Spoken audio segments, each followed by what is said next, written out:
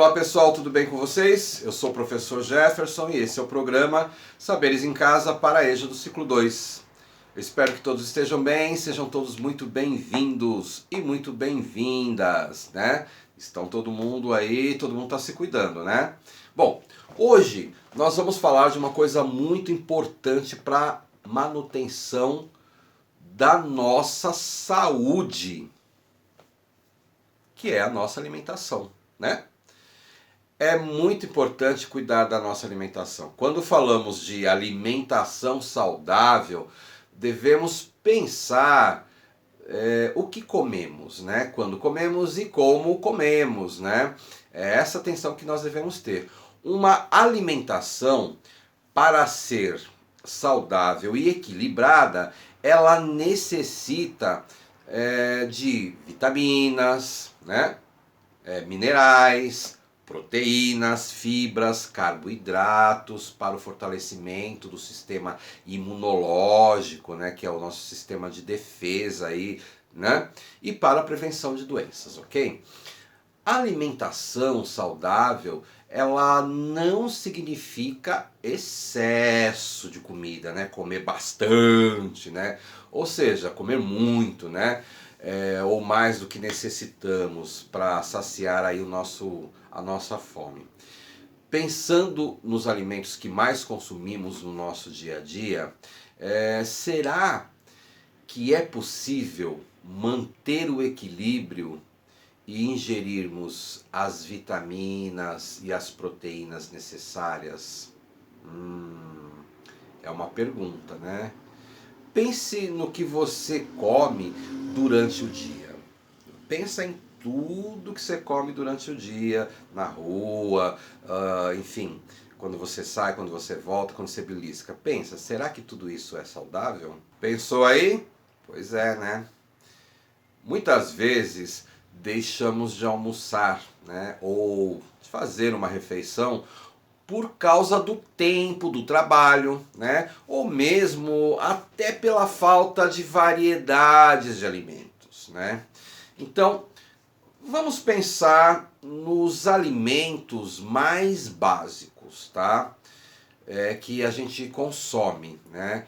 E o que esses alimentos nos oferecem para mantermos aí uma alimentação mais equilibrada, ok? Vamos pensar nesses alimentos. Por exemplo, o que fornece o arroz, o macarrão, a farinha e o pão? Esses são fontes de carboidratos que fornecem energia para o nosso organismo, né? O leite, né? Leite, ovo e feijão fornecem proteínas, né? Aí, legumes e verduras, eles trazem aí para nosso organismo vitaminas, minerais e fibras, né? Olha só, essa é uma boa variedade, né? E por falar em alimentos que mais consumimos, vamos conhecer um pouco sobre um dos alimentos mais consumidos pelo povo brasileiro, né? Qual será, hein? Vamos ver esse vídeo com a nutricionista Cristiane Tavares. Preste bem atenção na história que ela vai trazer pra gente aqui. E hoje eu começarei com o nosso feijão e arroz, que é a base da alimentação brasileira. De onde veio esse costume, afinal? Antes de formarem essa dupla, o feijão e o arroz tiveram origens e trajetórias diferentes. As informações que eu compartilharei com vocês foram escritas pelo professor Fabiano Dall'Abona no site Cozinha Sincera e também no site do Embrapa e na publicação Sentidos do Comer. Sobre o feijão, parece não se saber exatamente a sua origem e há várias hipóteses a respeito, mas alguns registros antigos mostram que o feijão já era usado nas eras mais antigas, na China, no Egito e em Roma, podendo ter sido inclusive responsável pela sobrevivência da civilização ocidental em períodos medievais de fome, porque é rico em proteínas e fibras. Cultivado no Egito e na Grécia, era o prato preferido dos guerreiros da antiga Troia. Sua disseminação no mundo deve-se muito às guerras, porque era a base da alimentação dos guerreiros. Grandes exploradores também ajudaram a difundir o uso e o cultivo de feijão para as mais remotas regiões do planeta. Os romanos o incluíam fartamente em suas festas gastronômicas e utilizavam até mesmo como pagamento de apostas. Vindo um pouco mais para perto de nós, alguns achados arqueológicos de 10.000 a.C. mostram que já havia plantações de feijões selvagens aqui na América do Sul, no Peru. Também foram encontrados no México cerca de 7.000 a.C. Devido a isso, há fortes indícios de que ele teria saído da América do Sul para a América do Norte. Pensando no Brasil e na sua colonização, o feijão não era comida típica dos portugueses, dos índios e de africanos. Em Portugal era mais comum o consumo de favas cozidas com arroz e carnes, principalmente ao norte. O feijão era consumido apenas ocasionalmente por camponeses, sempre cozidos e ensopados. Os indígenas chamavam os feijões e as favas pelo nome de canundá. Porém, por ser muito prático para ser plantado ao redor das casas, ajudou a fixar a população indígena junto ao colonizador. Também os escravos tinham sua roça de feijão. Agora, falando do arroz, ele foi provavelmente a primeira planta cultivada na Ásia. Os registros mais antigos sobre ele aparecem na literatura chinesa há cerca de 5.000 anos. O sudeste da Ásia é apontado como seu local de origem, especificamente nas províncias indianas de Bengala, Assam e Mianmar, onde há maior variedade de tipos de arroz. Da Índia, a cultura se estendeu à China e à Pérsia, alcançando a Indonésia. O cultivo de arroz também é muito antigo nas Filipinas e no Japão. O cereal não era conhecido nos países do Mediterrâneo até que os árabes passaram a cultivá-lo no delta do rio Nilo. Depois o levaram à Espanha, de lá para a Itália, por volta do século VIII. Os portugueses provavelmente introduziram o arroz na África Ocidental, enquanto os espanhóis teriam sido os responsáveis pela sua disseminação nas Américas. Dizem que o Brasil foi o primeiro país a cultivar arroz no continente americano, antes mesmo dos portugueses chegaram, e que a expedição de Pedro Álvares Cabral, quando entrou por cerca de 5 quilômetros em solo brasileiro, coletaram até amostras de arroz, confirmando registros anteriores do italiano Américo Vespúcio, que falou que encontrou arroz em grandes áreas alagadas do Amazonas. Porém, há controvérsias. O historiador, antropólogo e jornalista potiguar Luiz da Câmara Cascudo discordava e afirmava que espécies nativas de arroz não faziam parte dos cardápios indígenas brasileiros e que o cereal tornou-se conhecido, na verdade, somente após a chegada e instalação dos portugueses. Até o século XVIII, o parceiro do feijão no Brasil era a farinha de mandioca e não o arroz. E quem que teve, afinal, a ideia de misturar os dois? Na verdade, ninguém sabe. Uma das hipóteses levantadas pelo pesquisador brasileiro Luiz da Câmara Cascudo, em seu livro História da Alimentação no Brasil, é a de que o arroz com feijão começou a ser consumido em 1808, com a chegada de Dom João VI, que introduziu o arroz no rancho dos soldados. Dizem também que os escravos africanos, adeptos do feijão, aderiram ao arroz dos pratos portugueses e deram um upgrade de refogá-lo com óleo, alho e cebola antes do cozimento. Diferentemente do feijão no Brasil colônia, o arroz não foi comida de escravos nem de viajantes. Sozinho não fartava ninguém, como a farinha seca ou milho cozido. E a cultura do arroz não era fácil. Os plantios nos alagados exigiam atenções e cautelas. Então, seu consumo não era significativo e se mantinha longe do feijão e da farinha. A prática da cultura do arroz, de forma mais organizada, só começou a ocorrer lá pelo século XVIII e apenas em 1766 a coroa portuguesa autorizou a instalação da primeira descascadora de arroz na colônia, que foi no Rio de Janeiro. E o Brasil acabou se tornando um grande produtor e exportador, constituindo-se a combinação de alimentos mais democrática da nossa história, com presença garantida nos pratos tanto de ricos e pobres. O arroz com feijão vem perdendo espaço na mesa dos brasileiros ao longo das décadas. Porém, é muito importante que essa tradição continue, porque mais do que delicioso, o encontro do arroz com feijão assegura um importante arranjo de nutrientes. O que falta em um, o outro fornece. O arroz possui várias vitaminas do complexo B, carboidratos, cálcio, folato e ferro. O feijão é rico em proteína vegetal, é fonte de ferro, vitaminas do complexo B e de minerais fundamentais para o bom funcionamento do organismo. O arroz contém metionina e o feijão lisina. São aminoácidos, que são pequenas partes da proteína, que juntos são muito eficientes na reparação de tecidos do organismo. Legal esse vídeo, né? Veja só, os nutricionistas recomendam, por exemplo, buscar o equilíbrio na montagem do nosso prato, né? De forma que a refeição seja suficiente para saciar o nosso apetite e evitando aí desperdícios, favorecendo a saúde e o fortalecimento do nosso organismo através da alimentação saudável, né? Isso é muito importante. Agora, presta atenção. Um outro alimento básico é o óleo de cozinha, que deve ser usado com cuidado, em quantidades pequenas, né? O suficiente para refogar ou fritar algum alimento. Se for possível, é melhor optar pelos alimentos cozidos ou assados ao invés de frituras, tá? Um outro alimento que consumimos diariamente, que precisamos prestar atenção, é o açúcar, né? A quantidade, às vezes, que consumimos mais do que o necessário. Sabe por quê? Porque a gente não conta com a quantidade de alimentos açucarados que passam despercebidos, né? Por exemplo, quando a gente toma suco de caixinha, refrigerante, bala, chiclete, olha o açúcar aí, né? E até mesmo alimentos que são fontes de carboidrato, por exemplo, né?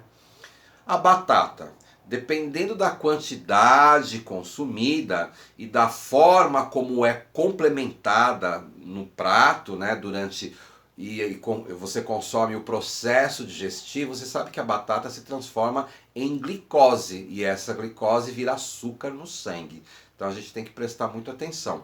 Não é que você não possa ingerir esses alimentos, mas a gente tem que procurar manter um equilíbrio, né? E isso é muito importante para a nossa saúde. Mais um alimento que às vezes consumimos em excesso e nem percebemos é o sal. Além do sal que usamos na preparação dos alimentos, ele está em salgadinhos, né? Aqueles salgadinhos de pacote, né? Bolachas, manteiga, pipoca. O sal de cozinha é conhecido como sal refinado e é o mais utilizado pelos brasileiros, tá? Ele é composto, na sua maioria, por cloro e sódio. Por isso se chama aí a fórmula de cloreto de sódio. É essencial no organismo, além de ser usado como tempero, é um excelente conservante de alimentos. Sua presença faz toda a diferença no sabor, né, da comida, mas em excesso pode estragar tudo, tá? Como já falamos em outros programas, o nosso organismo é composto por grande quantidade de água e o sal é o responsável por equilibrar o meio aquoso do corpo, né? Facilitando a troca de água entre a célula e o meio externo. Além disso, é muito importante para o bom funcionamento dos sistemas cardiovasculares e nervosos, né? Porque atua na contração muscular, no ritmo cardíaco e na transmissão de impulsos nervosos, né? Apesar de ser essencial, seu uso em excesso pode provocar o acúmulo de líquido no corpo, gerando inchaço, sobrecarregando os vasos sanguíneos e podendo resultar em pressão alta e problemas renais. Já a sua falta pode resultar em sintomas como tontura, batimentos cardíacos, né, acelerados, fadiga, dor de cabeça e até desmaios, né? Por isso, é preciso equilíbrio, né? Como dizem os mais experientes, a diferença entre o veneno e o remédio está na dose, tá? Dessa forma, o melhor que podemos fazer é sempre buscar o equilíbrio na dosagem e no consumo destes alimentos. Olha, É importante temperar os alimentos, né? Mas além do sal, podemos utilizar algumas ervas ou temperos, né? Que podem ser cultivados até num vaso, como por exemplo a cebolinha, a salsinha, que deixam a comida também muito saborosa, né? Você sabia que é possível criar receitas aproveitando tudo que um alimento pode nos oferecer? Muitas vezes jogamos fora parte de frutas, né, e vegetais que às vezes pode se transformar em pratos deliciosos, ricos em nutrientes, né? E assim diminuímos o desperdício, né? Veja aí alguns exemplos, né? As folhas de beterraba, por exemplo, né? E as folhas da cenoura. A gente pode cozinhar ou fazer bolinhos, dá para comer e fica bom, hein? Talos de beterraba também, você pode cozinhar, você pode fazer salada. Casca de frutas, né, como a banana e o abacaxi, né, com a casca de banana é possível fazer bolos maravilhosos. E a casca do abacaxi dá para fazer um suco muito bom, né? Experimenta. É importante também ingerir muita água, tá, gente? Preferencialmente 2 litros por dia, pois ela mantém o nosso corpo hidratado e colabora na eficácia da circulação sanguínea e mantém a pele saudável. Uma boa alimentação ajuda a prevenir doenças infecciosas, né, e crônicas, né? Crescimento e renovação dos tecidos, regula a produção dos hormônios, previne o envelhecimento precoce e melhora a qualidade até do sono, né? O que ingerimos está diretamente ligado ao funcionamento do nosso corpo. E assim desenvolvemos nossas atividades diárias com mais disposição, né? Nos mercados e feiras, devemos optar sempre aí, se possível, pelas frutas, legumes e verduras, né? Pois são os mais saudáveis e mais saborosos, né?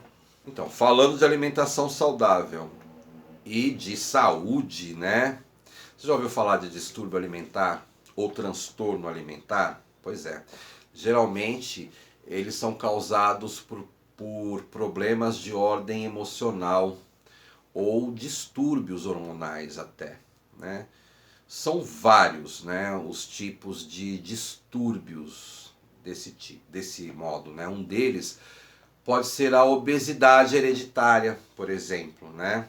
Ou pelos hábitos alimentares adquiridos. Um outro distúrbio é anorexia.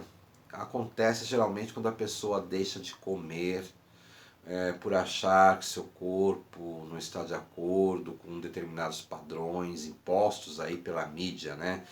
E isso aí pode provocar um desequilíbrio emocional em determinadas pessoas, né, que são mais fragilizadas, né?